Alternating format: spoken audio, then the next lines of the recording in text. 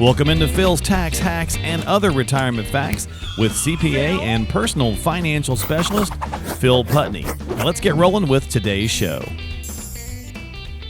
Welcome into the podcast this week as we're going to talk about 2020 hindsight, not necessarily the year.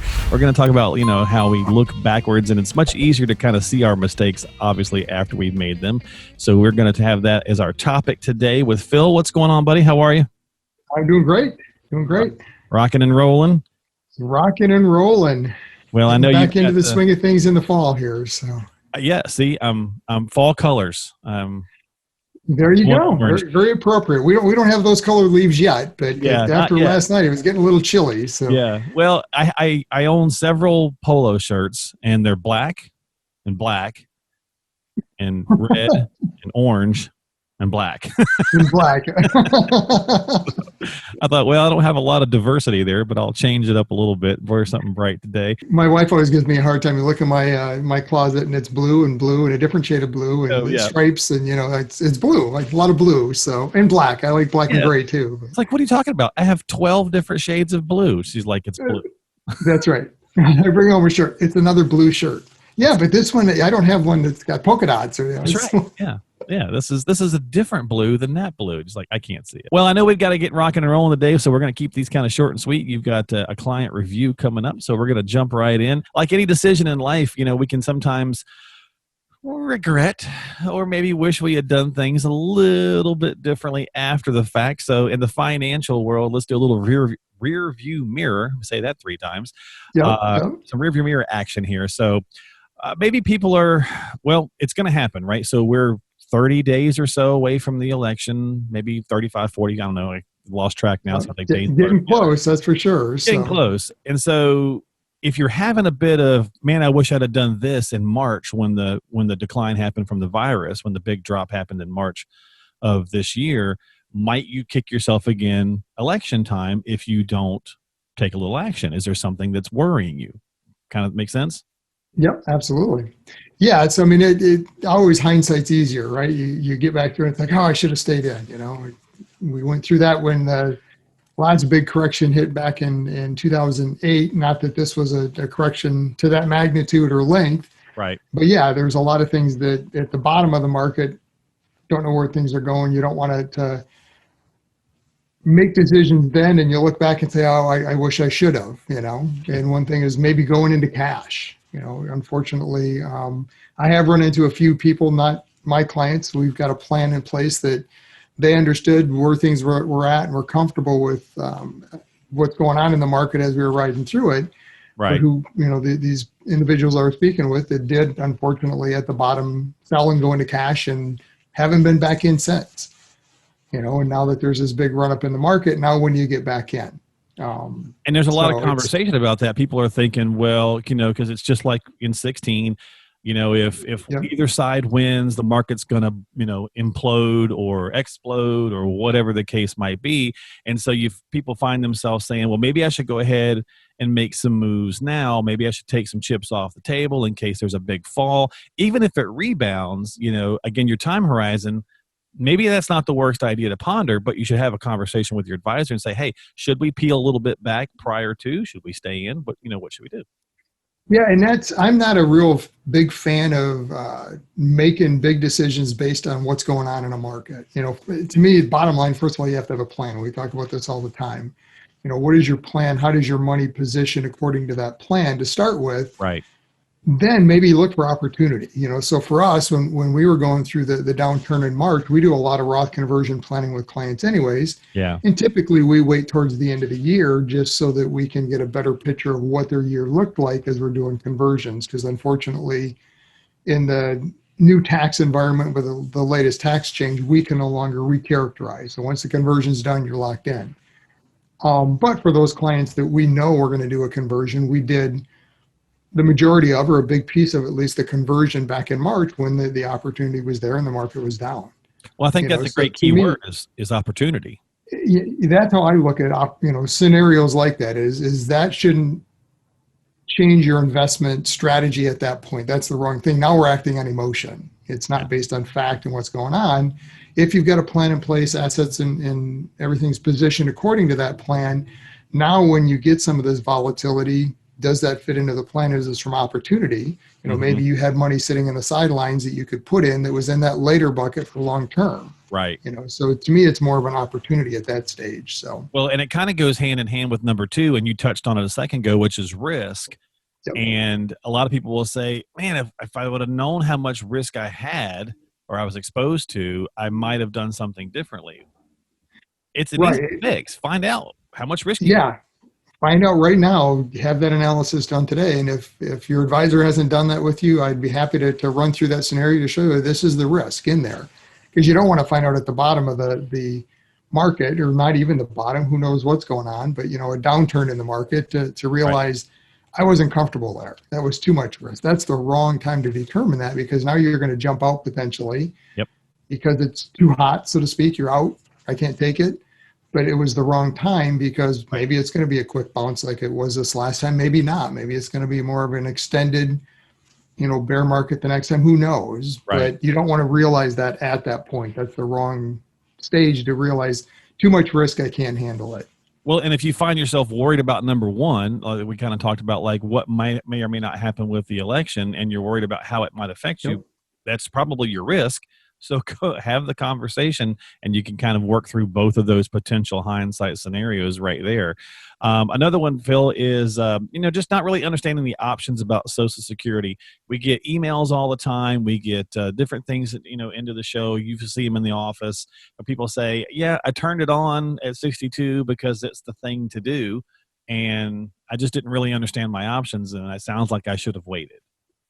Yeah, and again, it's one of those things with Social Security. You do have some opportunity to backtrack, so to speak, do a mulligan and redo it if you catch it in time. You've got 12 months You got to pay it back, and who wants to do that? You got to pay it back, yeah. So there's some caveats in what has to happen, but yeah, it's easier to have a plan in place to begin with to say this is how Social Security fits. These are my options. I've already run the math behind it, and I know how it fits in my overall plan, so that you're not just winging it, so to speak, or talking to your coworker and say, "Hey, what did you do? Oh, you filed at 62. I think that's a good idea. I'm going to go ahead. Why would I let them use my money?" There's all sorts of arguments out there. I'm going to take it. I'm going to invest it. I can do better than them. It's like, oh, maybe depends. But then if you get into a market like this and you invest and then sell out at the buy, there's all sorts of factors that play in that you don't want to be making those decisions at that point. Again, it's part of an overall plan. Where does Social Security fit? Understand the options, and instead of strategy accordingly. Not that you have to stick with that forever, but at least you understand here's the pros and cons. This is what fits. It's a well thought out plan then to react and make the right decisions. Yeah. And if Social Security, we've done several podcasts on those. So if you haven't subscribed to us on whatever platform you're using, whether it's audio, video, whatever the case is, go do that and go check out some, because we've done several ones on, when's the right time? Is it something? It's part of the strategy. It's not a standalone piece. So you want to make sure that it's part of your cohesive overall plan when it comes to Social Security. There's so many options and different nuances when it comes to Social Security, because it's for a married couple. It's not just about you as the individual. You have to understand, as the household, the husband and wife, how does one decision affect the other, and what are the options, and look at it as a joint decision, because unfortunately, we see the higher earning spouse sometimes maybe older, maybe not in good health, deciding, I don't think I'm going to live long enough to break even, so to speak. So I'm going to file early. I've got to get it before I pass away. Yeah. But then not realizing, well, what has that done for a surviving spouse? You've now potentially locked in their benefit at a lower rate, where running the math, looking at it more comprehensively at a higher level, holistically, saying, as a household, it probably would have waited or made sense for me to wait till later because of a surviving spouse. Right. So. And a lot of times we do that, right? With a lot of pieces of the puzzle, we sometimes, I think we think about it and we say we want to do things, collectively as a unit, if you will, but then sometimes we make these little decisions that wind up kind of messing that up. So that's one of the reasons why that's why you want to not have hindsight, kind of wishful, oh man, I wish I shoulda, coulda, woulda, right? Have the thought planned out ahead. Exactly. You mentioned 401s. You guys have done a lot of Roth conversions. A lot of people have found themselves in that position too over the last couple of years, especially with the tax programs. They've been like, man, I wish I'd have taken more advantage of the Roth. Yeah, and again, it's one of those looking in the rearview mirror, it's easier understanding what you should have maybe done back then. But you can't change where you're at, right? I mean, you're at where you're at. Don't regret past decisions, but look at going forward. Does it make sense? Often somebody in the later part of their career, it might not be the right time to be contributing to a Roth then, because if they're in the later part of the career, potentially at the higher earning level, maybe they are going to be in a lower bracket in retirement. Maybe not. You've got to, again, analyze it and see. But if you're potentially in a higher bracket today than what you're going to be in retirement early on, especially, maybe you would pick up some advantage contributing to the 401k, the traditional side, getting a deduction today. Yeah. And then converting that later, which sounds kind of counterintuitive. Why would I put it in and then later convert it? And it all comes out to mapping out your taxes. That's a big piece of what we help clients understand is, here's your tax map. This is where you're at today. These are the brackets as certain things happen. Early retirement, Social Security starts, required minimum distributions, one of the spouse passing, those are all key ages you have to understand or time frames you have to understand what happens to your tax rates. Yeah. And I say it almost every month. So when one show or the other, it's not what you make, it's what you keep. So absolutely. Yep. That's all that matters at the end of the day. That's all that matters at the end of the day. Exactly. All right. One more here, and we'll wrap this one up for Hindsight. Do you feel as though do you do that often? Do you sit there and go, man, I wish out of this, or I wish out of that? And we all do it, but do you do it a lot with your finances? That's the question there.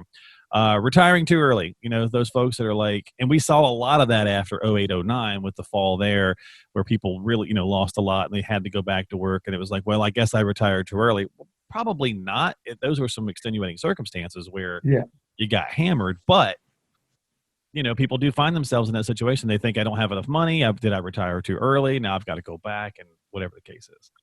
And the plan just wasn't maybe set up the right way. Investments, for instance, like in 08, 09, you didn't have an investment strategy set up to account for the fact that we will have these bull and bear market cycles. How are you going to handle that? Right. But the retiring too early, again, there's nothing short of running the math to see, does it make sense?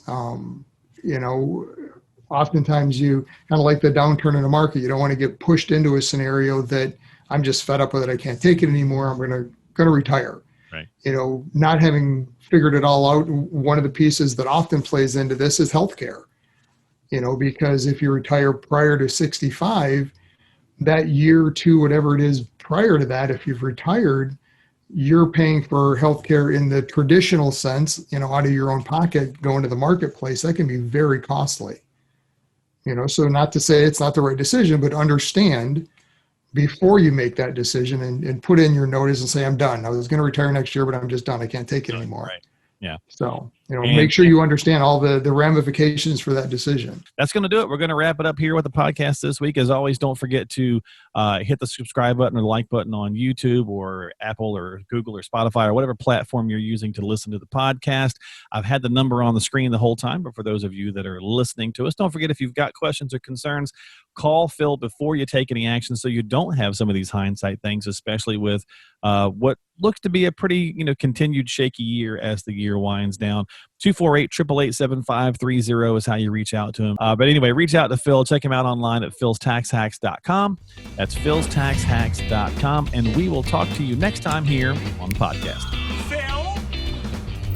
Investment advisory services offered through AFS Wealth Management. The content of this program is provided for informational purposes only and is not a solicitation or recommendation of any investment strategy. Investments and/or investment strategies involve risk, including the possible loss of principal. There is no assurance that any investment strategy will achieve its objectives.